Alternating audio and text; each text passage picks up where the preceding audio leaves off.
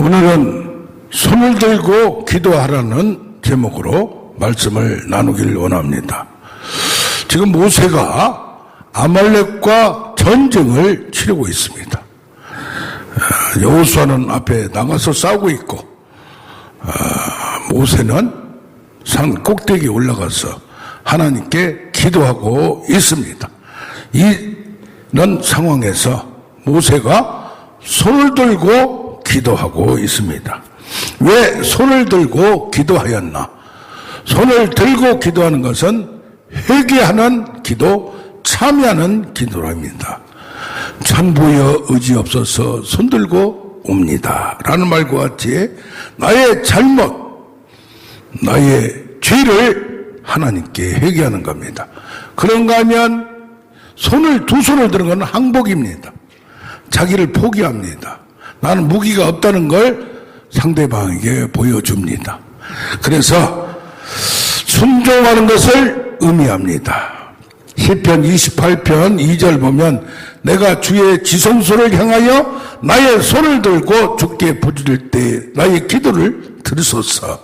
다윗이 압살롬에게 쫓겨갈 때에 참담한 심정으로 하나님께 부르짖는 기도를 합니다.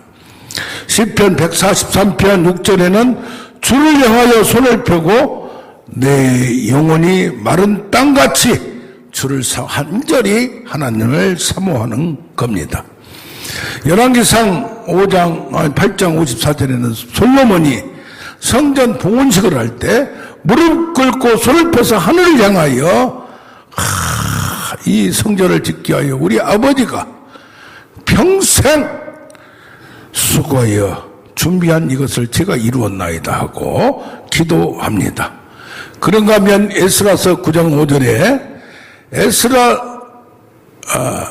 이 학사가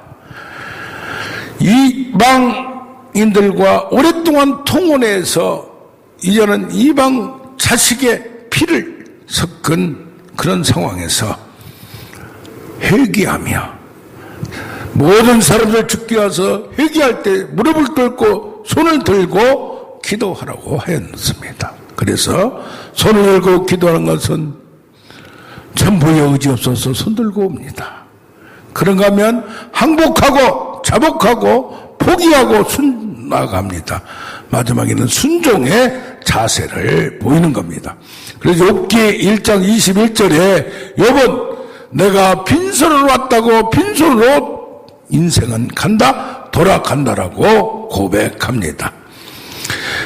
그런가 하면 시편 24편 4절은 여호와 산에 오를 자 누구냐? 거룩한 곳에서 설 자가 누구냐? 손이 깨끗하며 쓰리꾼들이 어떻게 해요? 손으로 싹 칼로 패고 주머니를 털어요. 손이 깨끗하며 마음이 청결한 자가 그 거룩한 곳 깨끗한 곳에 하나님의 전에 올라갈 수 있다고 말합니다. 그리하여 디모데 전서 2장 8절에 남자들은 분노와 다툼 없이 남자들 힘 좋다고 싸우고 경쟁하지 말고 거룩한 손을 들어 깨끗한 마음으로 기도하기를 원하노라고 말씀했습니다. 그래서 손을 들고 기도한 건 첫째로 뭡니까? 회개하고 참여하는 기도, 항복하고 포기하는, 그래서 순종하는 결심을 보여주는 겁니다. 두 번째로 손을 들고 기도하는 건 무슨 기도냐? 여기 본문에 보면 출애굽기 17장 12절에 모세 손이 팔이 피곤함에 돌을 놓고 모세를 앉게 하고 옆에 손을 붙들었어요. 하하, 이게 참 의미가 있어요. 왜 꼭 손을 들어야?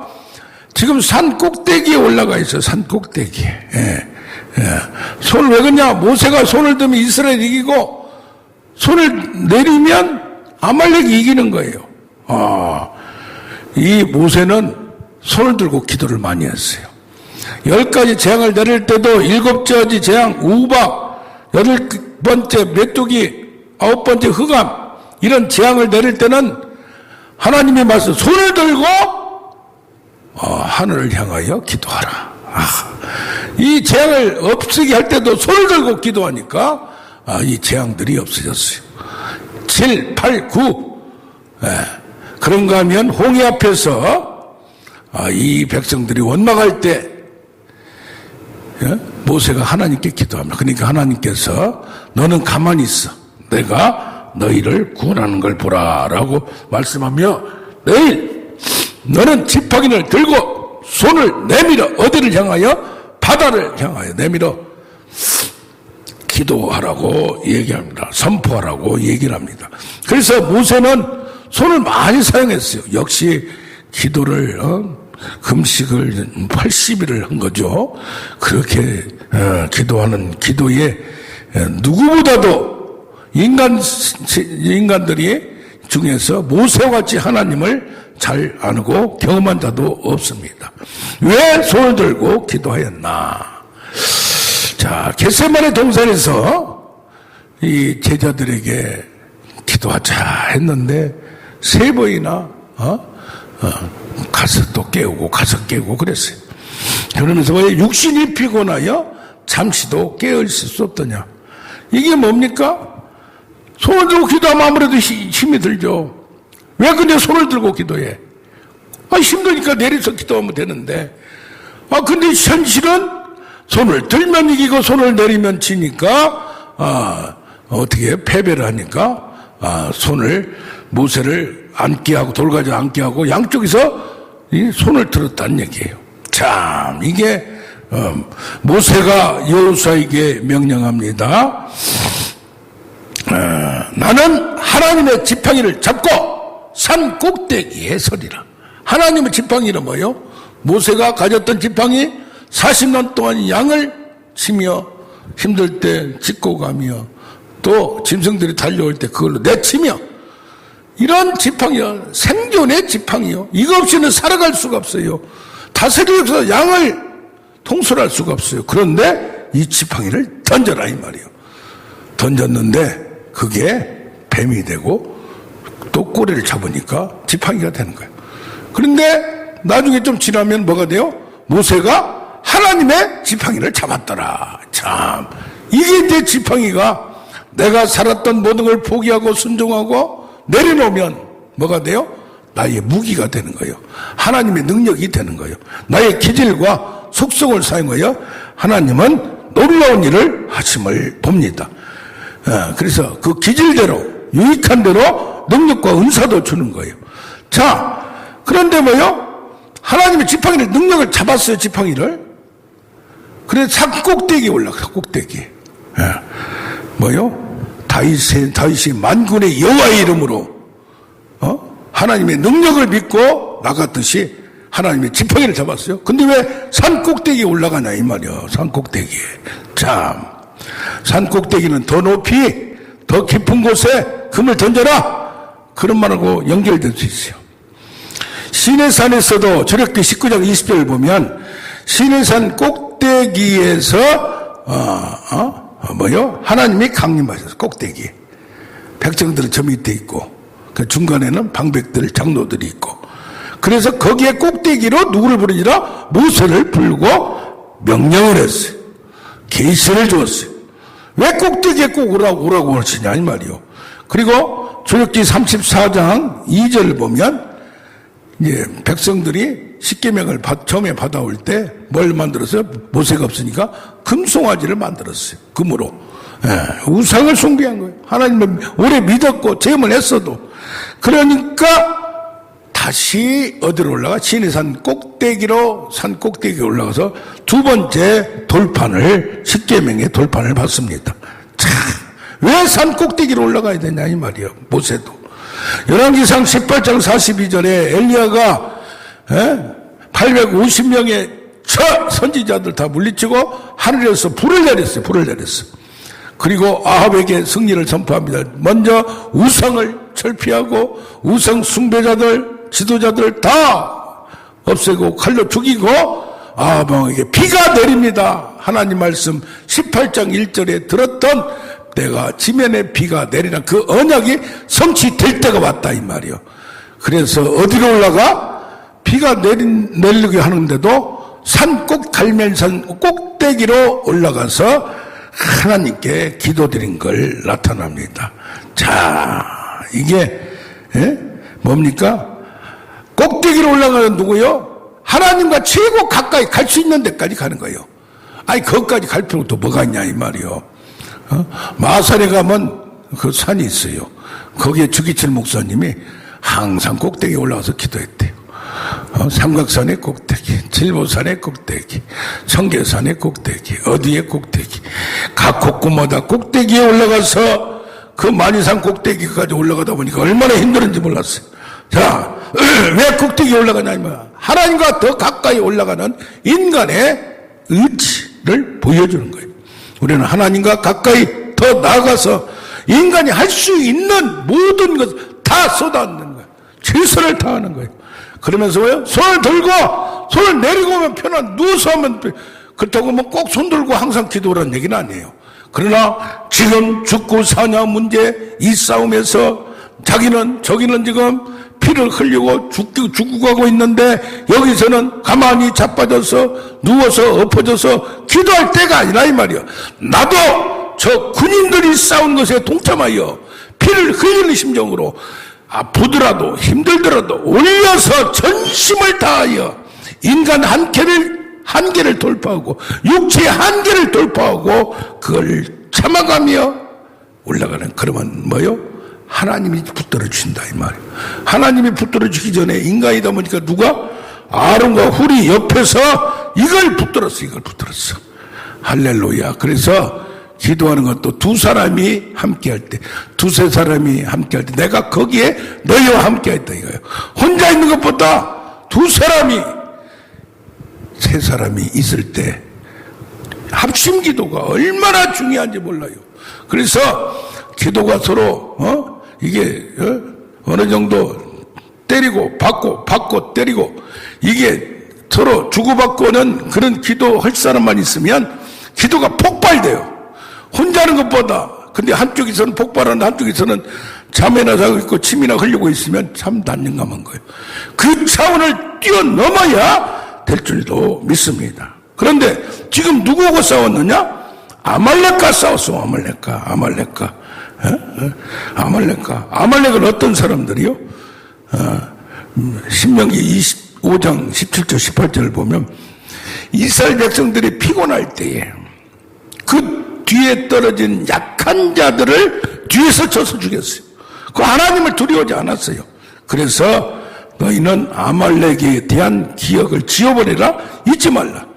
사무엘상 15장에는 뭐라고 했어요? 아말렉을 진멸하라. 여기 보면 뭐요? 대대로 싸우라. 이것도 여호수아의 귀에 애워 들려. 뭐라? 여호수아가 싸움을 하고 이기니까 자기가 능력이 많아서 힘이 좋아서 싸우는 걸로 생각하는데 누가 기도해서? 모세가 기도해서 되었다 이 말이에요. 그러니까 남편이 사업을 하면 아내들이 그냥 혼자 놔두는 경우가 있어요. 안 된다 이 말이에요. 하나는 육적인 전쟁, 정신적인 전쟁, 생존의 경쟁에서 얼마나 구멍가게 하더라도 뭘 하더라도 얼마나 힘든 거 봐. 경쟁이 뭐 좀 잘 된다 하면 여기저기 생겨요. 또 한국 사람들도 그냥 그냥 같이 그냥 떼거리로 막 그냥 이게 잘 된다면 하는 경우가 있어요. 그래 어떻게 해야 돼? 한쪽에서 생존해서 세상에서 열심히 하면은 한쪽에서 영적으로 이걸 풀어내야 돼. 육적인 전쟁을 하면, 정신적인 전쟁은, 마음의 전쟁을 한쪽에서는 영적인 전쟁으로 견고한 공격하는 세력들을 싹 물리쳐야 돼. 도적질은 뭐예요? 도적질을 죽이고 멸망시키라는 거예요. 그렇기 때문에 뭐 해야 돼요? 저 아말렉같이 철천지 원수, 절대 이스라엘 백성들이 철천지 원수가 없어요. 누구? 이 아말렉이야. 아말렉은 어느 나라나 아말렉이 있어요. 한국과 일본, 그리스와 터키, 또 이스라엘, 또 하마스, 헤즈볼라, 그 뒤에 이란이 있어요. 다른 아랍 국가들은 이집트, 사우디하고는 좀 서로 원만하게 지금 풀어가고 있는데 그 절대 세력들이, 근본주의자들이 있어요. 그리고 스웨덴, 노르웨이 가까이 있으면서 서로 피를 흘렸던 역사적인 원수지간이 있습니다. 그래서 어떻게 해야 돼요? 우리는 기도만 하지 않는다 이 말이요. 기도하고 싸우고 한 손에 칼을 들면 한 손에 쟁기를 들어야 돼요. 누가? 느헤미야가 그랬어요. 성벽을 지을 때 52일 만에 성벽을 지을 때 한 손에 칼 들고 한 손에 쟁기를 들고 싸웠던 걸 기억합니다. 어떤 사람은 산에 올라가서 그냥 기도만 주구장창 하면 다 된 줄로 알아요. 그것도 아니에요. 이것도 하고 세상에 나가서 그걸 적용하고 진흙밭 속에서 싸우고 진리를 세워가고 하나님 나라를 건설하는 게, 그래서 칼 바르트는 한 손에 성경을 가졌다면 한 손에 신문을 가져라 이 말이요. 세상을 떠나가지고 사막으로 가서 사는 것이 좋은 게 아니라 이 말이요.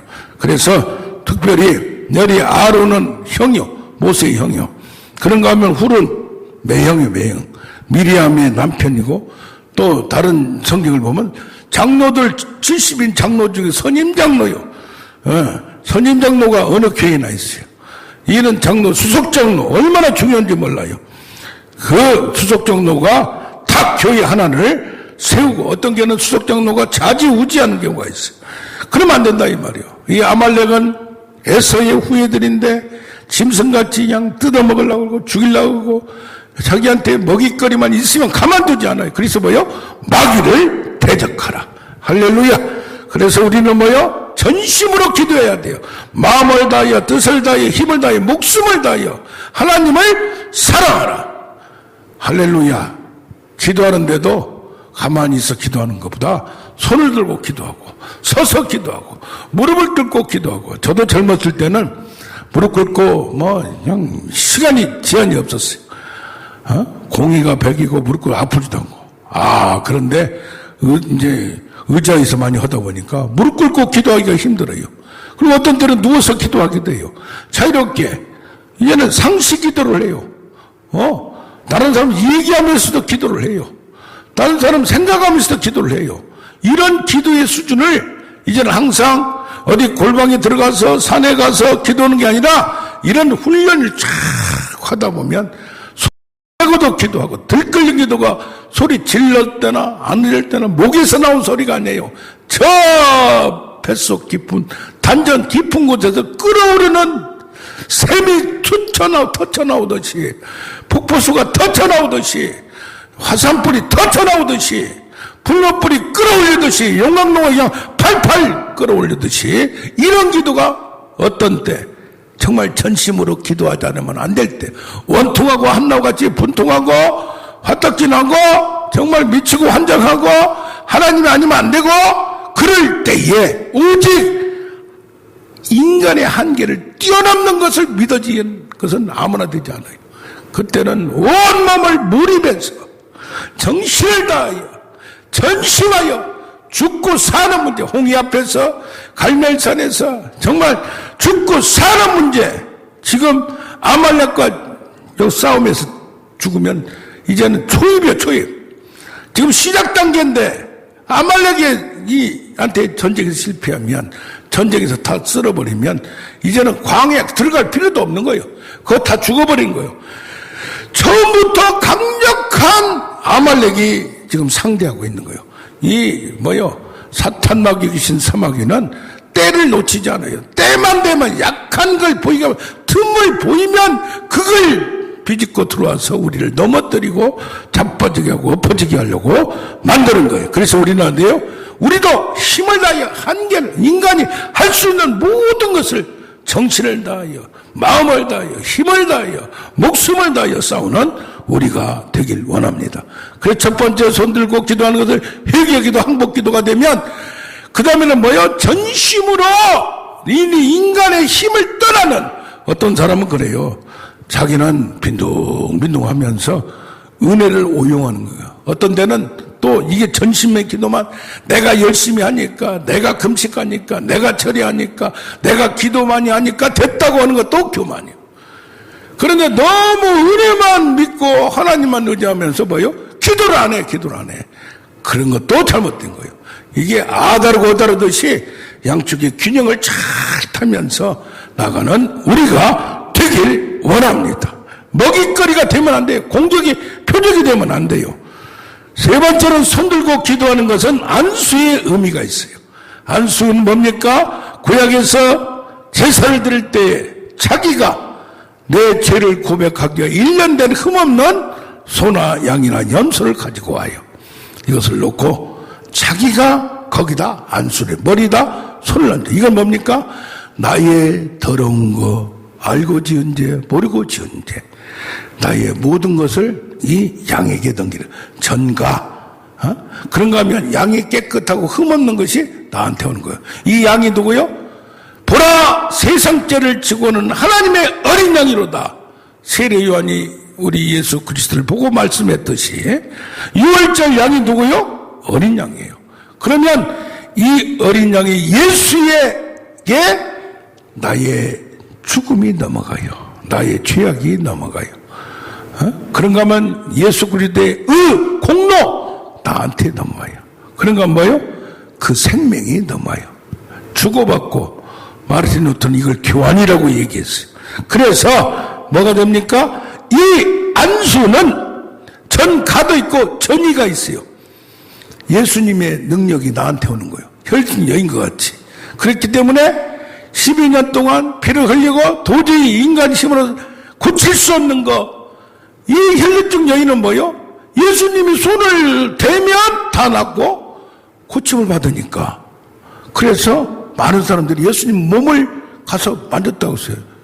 누가 보면 6장 19절 보면 그게 나와요. 그러니까 누가 이 혈류증 여인이 그러면 예수님의 손만 잡으면 되는데 사람들이 많이 있는데 그렇게 할 수는 없고 작은 몸으로 조치한 모습으로 살짝 밑으로 들어가서 예수님의 옷자락을 잡았는데 예수님이 그걸 안 거예요.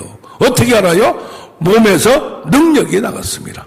우리도 기도할 때 보면 손에 뭐가 임해요? 막 불이 임하고 전기가 임하고 찌릿찌릿하고 또 이것이 팍 나갈 경우 어떤 때 안수할 때 이거 강력하게 손가락만 대어도 아니 지난주인가요? 목포에서 우리 여자 목사님 성대 결절이 30몇 년이요. 갑상천사가 몇십 년이요. 그런데 뭐요? 손가락 2개만 대고 딱 댔더니 이분이 이것도 뭐냐면 같이 안수를 해도 상대방이 간절히 소원이 있느냐 믿음을 가졌느냐 기도가 쌓이느냐에 대해서 살짝 됐는데 온몸의 전율을 그냥 진동을 하는 거예요. 자기가 느끼는 거예요. 그 쉽게 고침받아가지고 아이고 뭘 그냥 자기가 먹고 있는 좋은 것을 저한테 2박스나 보내줘가지고 야 그거 자기가 못 느꼈으면 안 되는 거예요. 그게 우리가 마지막 날에는 뭐르나 내 영을 남녀 육체에 부어지라 몸으로 확실히 느껴요. 그렇게 되는 우리가 되길 원합니다. 손이 뭐요? 하나님 능력을 끌어들이는 통로예요. 전이가 되는데 손이 민감해요. 영적으로 손이 민감해요. 손이 가장 민감해요. 발 뭐보다도 손은 만지면 그 느낌이 있어요. 필링이 있어요. 오감이 있어요.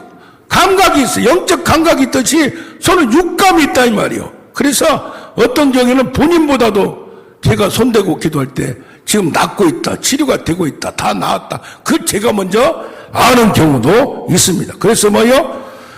손을 얹은 즉 나으리라. 아멘 아멘. 손을 통하여 성령의 불이 나오고 손에 능력이 감지돼요. 손으로 뱀을 집어오며 뱀을 통치한다는 뱀을 손으로 집어 올려보는 거예요. 이와 같이 손가락은 뭡니까? 창조예요. 창조. 황우석 박사가 손 젓가락을 했듯이 젓가락 가지고 기념품 파는 제가 아는 장로님이 계세요. 그분이 이름이 제이손 제2의 손이라 이 말이요. 젓가락이 창조의 능력. 한국 사람은 젓가락을 이렇게 잘 쓰는데 손에 임재와 능력이 느껴져요. 임재가 느낌이 있어요. 민감해져요. 경험해요. 체험해요. 손으로 느껴져요. 그래서 이 손을 통하여 능력이 나가는 하나님의 손이 통하여 너희가 고침받았으면 이미 하나님 나라 성령이 임하였다고 말씀합니다. 하나님은 하나님의 영광을 선포하고 시편 19장 1절에 뭐요? 하나님은 손으로 손가락으로 궁창은 그의 하는 일을 나타내는도다. 그 뭐라고 그래요? 네 손으로 일하라. 일하기 쉽거든 먹지도 말라. 자기 양식, 자기가 손으로 일해서 이것은 노동을 얘기하는 거예요. 일해서 먹으라 하는 것 같이 우리는 뭡니까? 손을 들고 기도하는 것이 아무것도 아닌 게 아니에요. 이번 주 금요 철야를 밤 10시부터 새벽 4시까지 했는데 손을 들고 기도를 많이 해요. 그러면서 너는 손을 들고 기도하라. 감동이 와요. 그러면서 이번 주일날 손을 들고 기도하는 설교를 하나 하고 싶은 감동이 다 왔어요. 손을 들고 기도하라. 선포하라. 적극적으로 기도하라. 인간이 할 수 있는 대로. 왜 꼭 시간을 많이 들여 8시간, 7시간 금요철야 전통적으로 해야만 되나? 꼭 그렇게 해야만 되는 건 아니에요. 어떤 사람은 뭐 10시간 기도하면서 가끔 주여 주여 하는 거하고 그냥 따발총같이 부르짖는 게도 호령하는 게도 사자후를 토하듯이 호랑이 소리를 질러대 곰의 소리 멧돼지 소리 그냥 질러대면서 하는 부르짖는 그거는 다른 거예요. 이왕이면 무릎을 꿇고 손을 들고 더 적극적으로 뭐가 돼? 손을 펴서 서서 여러 가지 방법을 할 수 있는 거예요. 앉아서도 할 수 있지만은. 근데 왜 손을 들면 내가 할 수 없는 것을 손을 들고 더 높이 어디 달 때도 손을 들고 더 할 수 있는 거예요. 이건 뭡니까? 확장성이 있어요. expansion. 저 확대성. 그래서 우리는 적극적으로 특히 손을 내밀어 또 미국에 있는 아르헨티나 출신 의사가 있어요. 안드레스 피소니는 베니인도 그렇지만 딱 하면 그냥 펑펑 떨어져. 손도 안 대도 그냥 펑펑 떨어져. 그게 꼭 능력은 아니지만 그래도 강한 바람 같은 성령, 불 같은 성령, 전기 같은 성령. 전기가 임하면 3만 돌이 300 천둥이 번개가 임하면 번개 같은 능력이 임하기만 하면 치료의 광선이 임하기만 하면 아병도 못도 다 툭 한 방에 떨어질 줄로 믿습니다. 우리 함께 기도합시다.